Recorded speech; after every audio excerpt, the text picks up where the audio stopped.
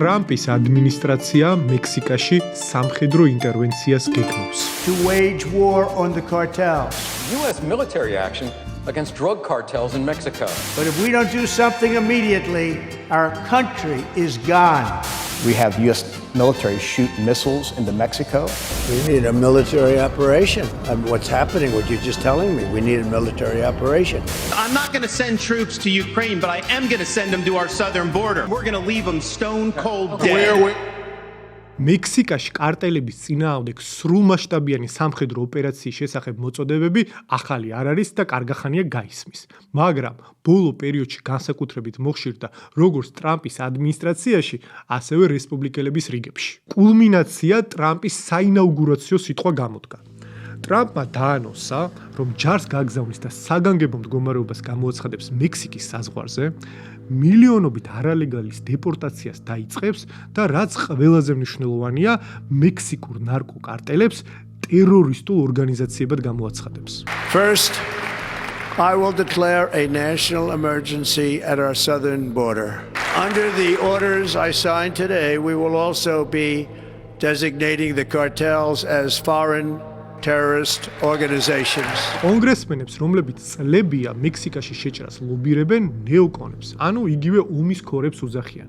ეს არის ხალხი, რომელიც მხარს უჭერს ამერიკის სამხედრო ინტერვენციას მსოფლიოს ყველა კუთხეში. მათი აზრით, ამერიკული ჰეგემონიის შენარჩუნებისთვის და გამტკიცებისთვის ეს უმნიშვნელოვანესია. დღეს მხოლოდ ის შეიცვალა, რომ ნეოკონების პრიორიტეტი უკრაინის ნაცვლად მექსიკა და დასავლეთ ნახევარსფერო გახდა. მაგალითად, ტრამპის ახალი ადმინისტრაციის სახელმწიფო მდივანი მარკო რუბიო დიდი ხანია, რაც მექსიკური კარტელების ტერორისტულ ორგანიზაციებად გამოცხადებას ლობირებს და სამხედრო ძალის გამოყენებას არასოდეს გამორიცხავდა. Or some new one that we come up with, it is important for us not just to go after these groups, but to identify them and call them for what they are, and that is terroristic in their nature, because they are terrorizing America with mass migration and with the flow of drugs. What about military force? Well, that's an option the president has at his disposal. აი კიდევ რამდენიმე ნეოკონი. ტრამპის ეროვნულ უსაფრთხოების საკითხებში მრჩეველი მაიკ უოლსი წლებია კარტელების წინააღმდეგ ოპერაციას და სამხედრო ძალის გამოყენებას მხარს უჭერს. We need to go on offense against them. I plan to introduce legislation to authorize the use of military force against these cartels. Look, Maria, they're defeating the Mexican army. კონგრესმენი დენ კრენშოუ, რომელიც იძახის, რომ კარტელები იგივე ISIS-ია. Coming north across our border and killing American citizens. You know, these people are a lot more like ISIS than they are the mafia. ტრამპაც ნარკოკარტელებზე გამარჯვება ISIS-ზე გამარჯვებას შეადარა და ერთი წლის წინ დადო პირობა, რომ კარტელებს ტერორისტულ ორგანიზაციებად გამოაცხადებდა. When I am president, it will be the policy of the United States to take down the cartels, just as we took down ISIS and the ISIS caliphate, and just as, unlike the situation we're in today, I will designate the major cartels as foreign terrorist organizations. ამ ვიდეოში მარკ ესპერი, ყოფილი თავდაცვის მდივანი, ამბობს, რომ ტრამპმა მას პირველი ვადის დროს არაერთხელ შესთავაზა სარაკეტო იერიში მექსიკური კარტელების წინააღმდეგ. The president pulls me aside on at least a couple occasions and suggests that maybe we have the U.S. military shoot missiles into Mexico. Shoot missiles into Mexico for what? He would say to go after the cartels. რონ დესანტისი რესპუბლიკური პარტიის პრაიმერის დროს ხალხს პირდებოდა, რომ უკრაინის ფრონტზე არმიის გაგზავნის ნაცვლად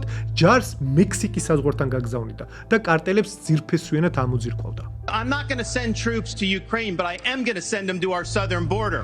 When these drug pushers are bringing fentanyl across the border, that's going to be the last thing they do. We're going to use force and we're going to leave them stone cold dead. სენატორი ლინსი გრეჰემი, რომელიც ჯერ უკრაინას ნებისმიერ ფასად გამარჯვებას პირდებოდა და დემოკრატიის ტრიუმფს გვიანონსებდა. მოგვიანებით კი აღიარა, რომ უკრაინაში ომი რეალურად არის ბუნებრივი რესურსების და კრიტიკული მინერალებისთვის ომი, მნიშვნელოვანი როლი ითამაშა ტრამპისთვის საკანონმდებლო ბაზის მომზადებაში, რომ მოგვიანებით ტრამპს ნარკოკარტელების წინააღმდეგ სამხედრო ინტერვენცია ჩაეტარებინა. They're sitting on 10 to 12 trillion dollars of critical minerals in Ukraine. They could be the richest country in all of Europe.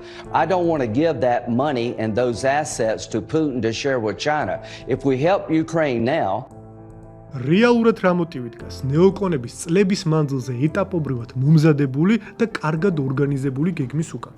ზოგადად ასეთი გეგმები არასოდესაა სპონტანური და ყოველთვის წლებით ადრე იქმნება. მოკლედ, ნეოკონების გეგმა მექსიკაში სპეციალური სამხედრო ოპერაციის ჩატარებას ითვალისწინებს. Мною принято решение о проведении специальной военной операции. ისტორია მეორდება, მაგრამ ამჯერად სპეციალურ სამხედრო ოპერაციას ამერიკის შეერთებული შტატები ატარებს. ამ გეგმის გარშემო ორი მოტივი არსებობს.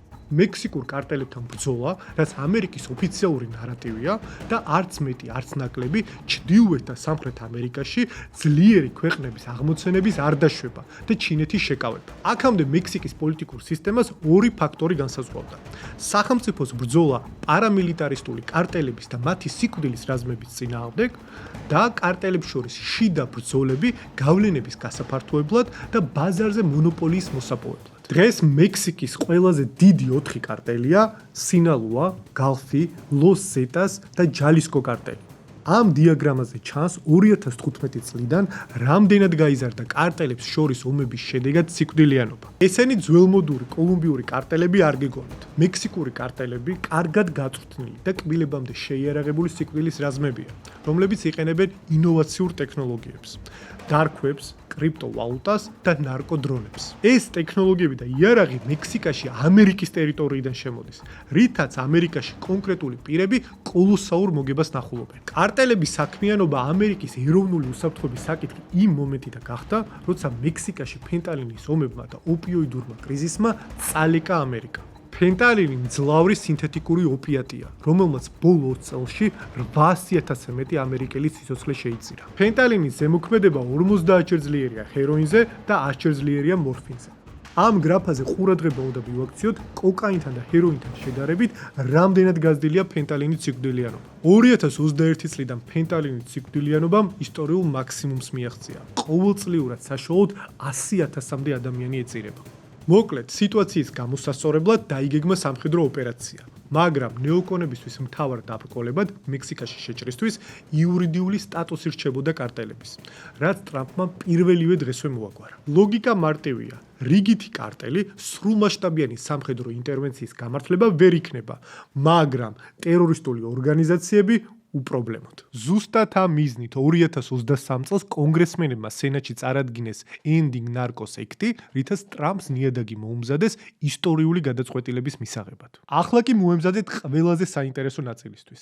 ამერიკა ფენტალინის შემოდინებაში და სინთეთიკური ნარკოტიკის ინსტრუმენტალიზაციაში ბრალს ჩინეთს დებს. ჩინეთს ედავებიან, რომ ის ნივთიერება, რითაც ფენტალინი მზადდება, მექსიკაში ჩინეთიდან შემოდის.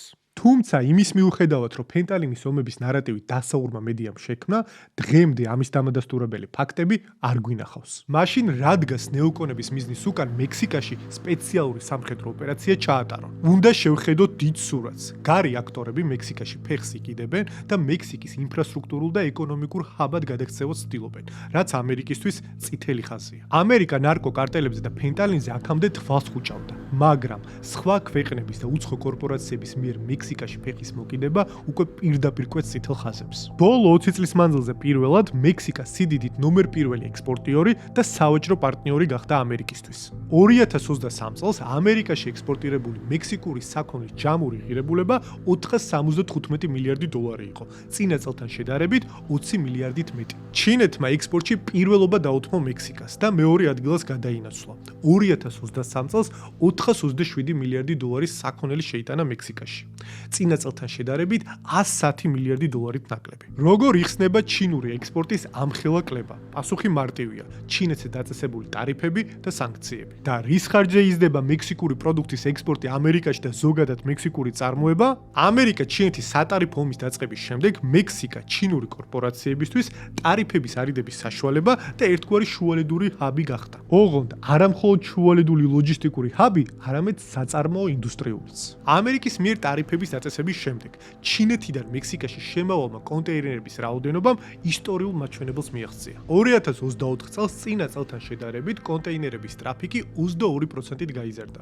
2023 წელს კი წინა წელთან შედარებით 33%-ით.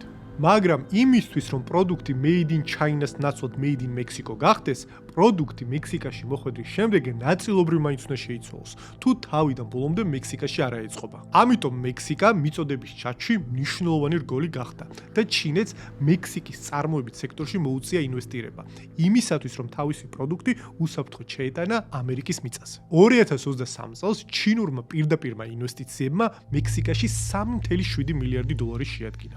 წინა წელთან შედარებით ორჯერ გაიზარდა. მექსიკაში ყველაზე აქტიურად ჩინული ელექტრომობილების კომპანიები BYD და Chery მკვიდრდებიან. მათი დახმარებით მექსიკა ყოველწლიურად 3.5 მილიონ ელექტრომობილს აწარმოებს. მათი 76% კი ამერიკულ ბაზარზე გადის. ჩინური კორპორაციები გამონაკლისი არაა. ევროპული, აზიური და აფრიკული კომპანიებიც, რომლებზეც თეთრ სახს ტარიფები აქვს დაწესებული, ზუსტად იგივე გზას ირჩევენ ტარიფებისთვის თავის ასარიდებლად.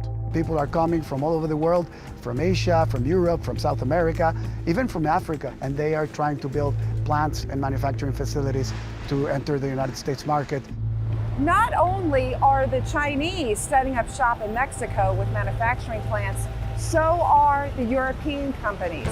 They are moving their product away from China and they're setting up shop in Mexico. მაგრამ ამერიკა მხოლოდ ჩინეთს აშავებს. გარი აქტორების გამოჩერისა უცხოური კორპორაციების ინვესტიციების მეშვეობით მექსიკური წარმოება დღესდღეობით უკვე 1.3 ტრილიონი გახდა და მთლიანი ეკონომიკის 40% შეადგენს.